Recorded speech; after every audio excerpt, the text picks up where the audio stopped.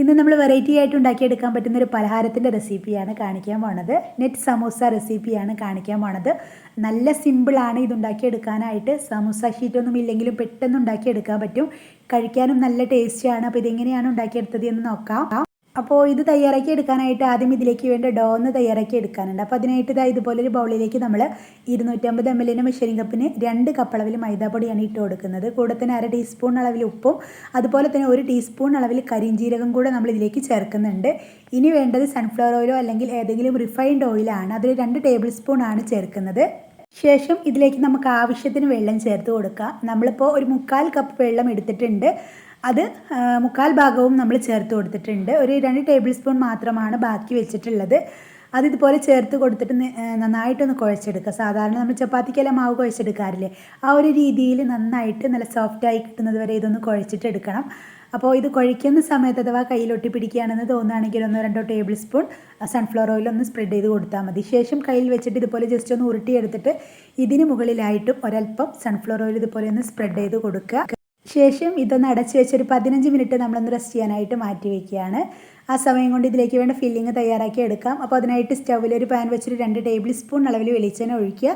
വെളിച്ചെണ്ണ നന്നായി ചൂടായി വരുന്ന സമയത്ത് ഒരു മീഡിയം സൈസ് വലുപ്പത്തിലുള്ള ഒരു സവോള ഇതുപോലെ ചെറുതായിട്ട് കട്ട് ചെയ്തിട്ട് നന്നായിട്ടൊന്ന് വഴറ്റിയെടുക്കുക.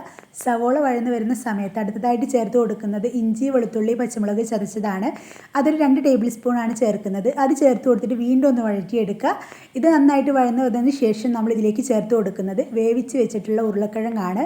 നമ്മളിപ്പോൾ ഒരു 3 ഉരുളക്കിഴങ്ങ് ഇതുപോലെ ഉപ്പും മഞ്ഞളും മാത്രം ചേർത്ത് കൊടുത്തിട്ട് കുറച്ച് വെള്ളം ഒഴിച്ചിട്ട് വേവിച്ച് വെച്ചിട്ടുണ്ടായിരുന്നു. അത് ഇതിലേക്ക് ചേർത്ത് കൊടുക്കുകയാണ്. നേരത്തെ തന്നെ നന്നായിട്ട് ഉടച്ച് വെച്ചതായിരുന്നു. അത് ഇതിലേക്ക് ചേർത്ത് കൊടുത്തിട്ട് വീണ്ടും നന്നായിട്ടൊന്ന് മിക്സ് ചെയ്യുക. നന്നായിട്ട് മിക്സ് ചെയ്തതിന് ശേഷം ഉടനെ തന്നെ ഫ്ലെയിം ഓഫ് ചെയ്യാം. അപ്പോഴേക്കും നമ്മൾ നേരത്തെ കുഴച്ച് വെച്ചിട്ടുണ്ടായിരുന്ന ഡോദ നന്നായിട്ട് സോഫ്റ്റായി റെഡിയായി വന്നിട്ടുണ്ട്. ഇനി ഇത് നീളത്തിലൊന്ന് ഉരുട്ടിയെടുത്തതിന് ശേഷം ഈക്വൽ വലിപ്പത്തിലുള്ള 10 പീസായിട്ട് നമ്മളിതൊന്ന് ഡിവൈഡ് ചെയ്തെടുക്കുകയാണ്. എന്നിട്ട് ഇതെല്ലാം തന്നെ സെയിം ബൗളിലേക്ക് തന്നെ ഇട്ട് കൊടുക്കുക. ഒരെണ്ണം മാറ്റി വയ്ക്കുക. ശേഷം കൗണ്ടർ ടോപ്പിലോ അല്ലെങ്കിൽ ചപ്പാത്തി പലകയിലോ ഇതുപോലെ ഒരല്പം മൈദാപ്പൊടി ഇട്ട് കൊടുക്കുക. എന്നിട്ട് ഇത് 2 വശവും ആദ്യം കൈ വെച്ചിട്ടൊന്ന് പ്രസ് ചെയ്യുക. ശേഷം ഒരു പപ്പടത്തിൻ്റെ വലിപ്പത്തിൽ ഇതൊന്ന് പരത്തിയെടുക്കുകയാണ്. ആദ്യം ഒരെണ്ണം പരത്തിയെടുക്കുക. എന്നിട്ട് ഈ രീതിയിൽ തന്നെ ഒരു ഉരുള കൂടെ എടുത്തിട്ട് ഇപ്പോൾ പരത്തിയെടുത്തതുപോലെ തന്നെ പപ്പടത്തിൻ്റെ വലിപ്പത്തിൽ നമ്മൾ ഒരെണ്ണം കൂടെ പരത്തി റെഡിയാക്കി വെക്കുകയാണ്. ഇതുപോലെ 2 എണ്ണം പരത്തിയെടുത്തതിന് ശേഷം ഒരെണ്ണം എടുത്തിട്ട് അതിൻ്റെ സെൻറ്ററിലായിട്ട് ഈ ഒരു രീതിയിൽ കട്ട് ചെയ്ത് കൊടുക്കുക. ആദ്യം കുറച്ച് വലിപ്പത്തിൽ കട്ട് ചെയ്യുക, പിന്നെ കുറച്ചുകൂടി ഒന്ന് ചെറുതാക്കിയിട്ട് അങ്ങനെ ഓരോന്നും ചെറുതാക്കി ഈ ഒരു രീതിയിൽ കട്ട് ചെയ്ത് റെഡിയാക്കി വെക്കുക. ശേഷം നമ്മൾ ആദ്യം പരത്തിയെടുത്തിട്ടുള്ള ചപ്പാത്തി എടുത്തിട്ട് അതിന് മുകളിലായിട്ട് ഇപ്പോൾ റെഡിയാക്കി വെച്ചിട്ടുണ്ടായിരുന്ന ഫില്ലിംഗ് ഉണ്ടല്ലോ, അതൊരു ചെറിയ ഉരുള എടുത്തിട്ട് ഇതുപോലെ സെൻട്രലായിട്ട് വെച്ച് കൊടുക്കുക. എന്നിട്ട് അതിന് ചുറ്റും കുറച്ച് സാധാ നോർമൽ വാട്ടർ ഇതുപോലെ ഒന്ന് തേച്ച് കൊടുക്കുക.